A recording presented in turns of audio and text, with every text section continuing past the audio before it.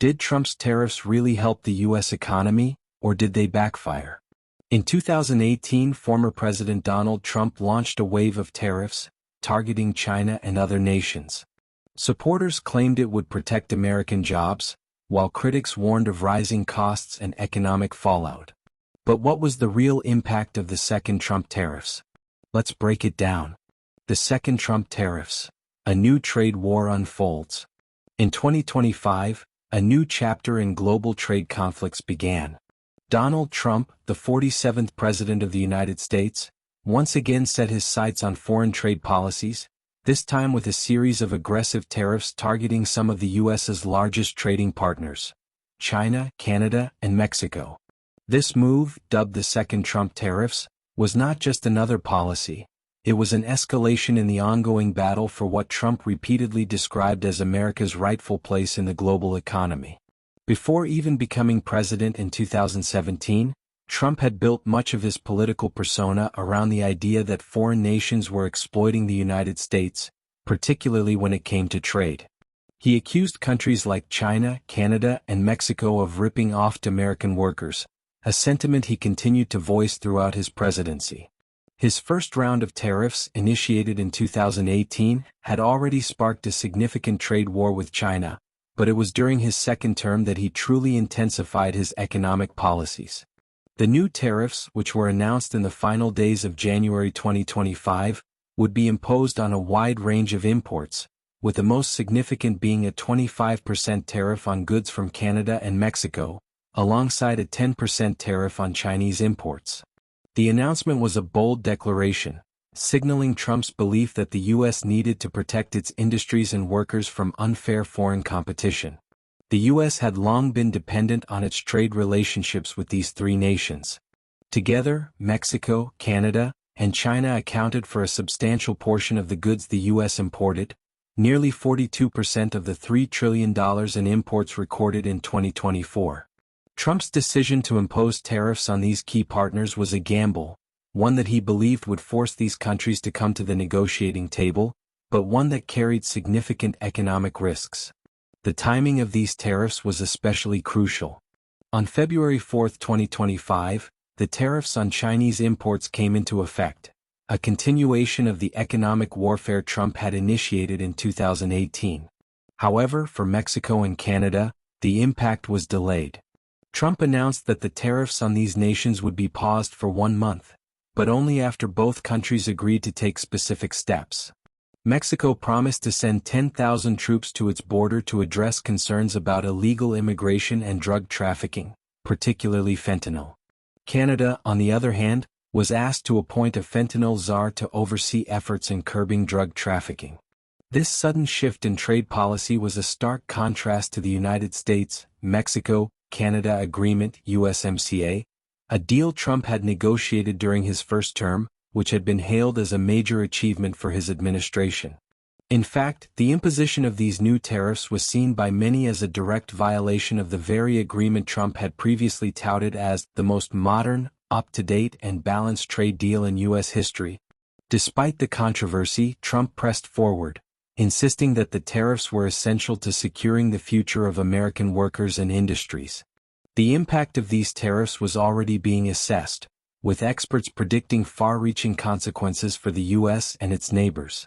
The Peterson Institute for International Economics warned that maintaining a 25% tariff over the next several years could cost the U.S. economy $200 billion in GDP by 2029.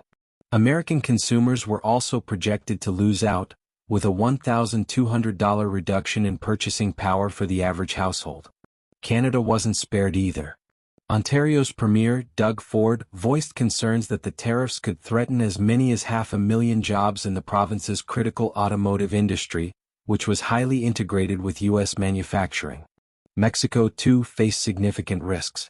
Experts from the Peterson Institute argued that Mexico could see deindustrialization, as companies moved their operations away from a market increasingly unstable due to the tariffs. As tensions rose, Trump's rhetoric became more combative. On February 2, 2025, he posted a message on social media claiming that the U.S. was subsidizing Canada and suggesting that the country would no longer be viable without American support. He even proposed that Canada should become the 51st state to avoid tariffs and enjoy the benefits of lower taxes and stronger military protection.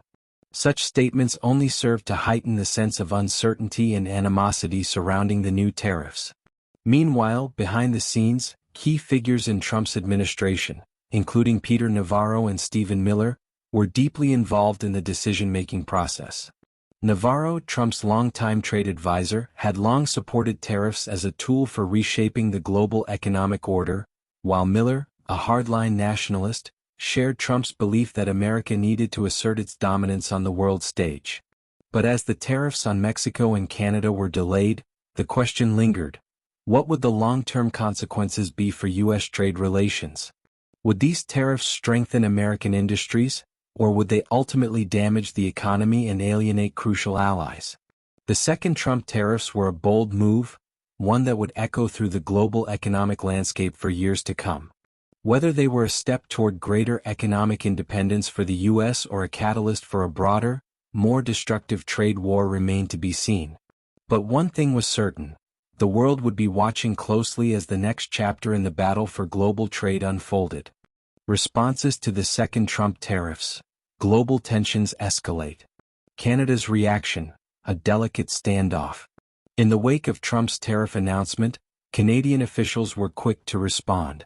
Prime Minister Justin Trudeau initially stated that Canada would retaliate with tariffs of its own, but within 24 hours he decided to pause the tariffs for 30 days, allowing for further discussions and diplomatic maneuvering. Ontario's Premier Doug Ford was especially vocal about the tariffs, calling them unjustified, unfair, and frankly illegal. He stressed that such measures would harm not just Canadians, but Americans too, particularly in industries that were deeply intertwined with Canadian trade. Ford expressed frustration, explaining that Canada wanted to maintain a strong partnership with the U.S., especially to bolster the critical minerals and oil exports flowing south of the border. On February 1, 2025, in a nationally televised address, Trudeau announced that Canada would impose its own retaliatory tariffs on U.S. goods worth $106 billion. These tariffs would target a wide range of products, including lumber, plastic, vegetables, and even consumer goods like alcohol, furniture, and sports equipment. The move was seen as a direct counteraction to Trump's aggressive policy. There was also a symbolic element to these tariffs, as some would hit products from states that traditionally supported Trump, such as Florida orange juice, Kentucky peanut butter, and Tennessee whiskey. Individual Canadian provinces such as British Columbia and Nova Scotia also took action. British Columbia's Premier, David Eby, ordered a halt to all liquor purchases from Republican-led states, while Nova Scotia's Premier, Tim Houston, announced a doubling of tolls for commercial vehicles entering from the U.S. and other retaliatory actions targeting American goods. In sporting events, Canadians expressed their frustration too. Fans at NHL games in Ottawa and Calgary made their feelings known by booing the Star-Spangled Banner, a public protest that carried over to NBA games in Toronto. The protests signified the growing frustration and national tension between the two neighbors. China's response: legal and economic retaliation. On the other side of the world, China immediately condemned the new tariffs. The Ministry of Commerce declared its intention to file a legal case against the U.S. at the World Trade Organization, WTO. China's Ministry of Foreign Affairs also issued a blunt statement, arguing that fentanyl trafficking was an American problem, not a Chinese one. In retaliation, China imposed tariffs of its own on American goods starting February 4, 2025, including a 15% tariff on coal and liquefied natural gas, a 10% tariff on oil and agricultural machinery. Further escalating tensions, China added companies like PVH Corporation and Illumina to its unreliable entity list and imposed export controls on tungsten, a key material used in electronics and manufacturing. Google also found itself under investigation by the Chinese government for potential antitrust violations, marking a clear signal of Beijing's willingness to challenge U.S. corporate power. Mexico's stance: a diplomatic pause. Meanwhile, Mexico was also caught in the crossfire. President Claudia Sheinbaum initially directed her economy secretary, Marcelo Ebrard, to impose retaliatory tariffs and other measures against U.S. products. Sheinbaum emphasized that trade tariffs would not solve the underlying issues of migration and drug trafficking, calling on Trump for dialogue instead of confrontation. On February 3, 2025, however, a breakthrough came after a good conversation between Sheinbaum and Trump, who described the exchange as very friendly. The two agreed to a temporary pause in the tariffs, which would be extended for 1 month. In return, Mexico committed to deploying 10,000 members of the National Guard to its border to prevent both drug trafficking and migration, particularly the flow of fentanyl into the U.S. Trump also promised to take measures to prevent the southward flow of high-powered weapons into Mexico. This agreement, however, was a fragile truce, with both countries acknowledging that the situation could evolve rapidly. The European Union's response: retaliation looms. Across the Atlantic, the European Union also found itself reacting to the ongoing trade tensions. In early February 2025, the EU declared that if the US continued to impose tariffs on European imports, it would respond in kind by imposing retaliatory tariffs on US goods. The possibility of a wider global trade war began to feel all too real, with multiple regions setting the stage for an escalating conflict that could disrupt international trade flows for years. The U.S. response: concern and criticism at home. Back in the United States, some lawmakers and industry leaders expressed serious concerns over the potential economic fallout of these tariffs. Senate Minority Leader Chuck Schumer cautioned that the tariffs would likely drive up costs for American consumers, hitting household budgets and straining industries reliant on foreign imports. The Wall Street Journal, typically conservative-leaning, criticized the tariffs as being the dumbest trade war in history, arguing that the economic costs far outweighed any potential benefits for American businesses. Meanwhile, lobbying groups representing liquor industries in the U.S., Canada, and Mexico joined forces to express concern over the retaliatory tariffs, fearing the potential collapse of a crucial trade relationship that spanned across all three countries.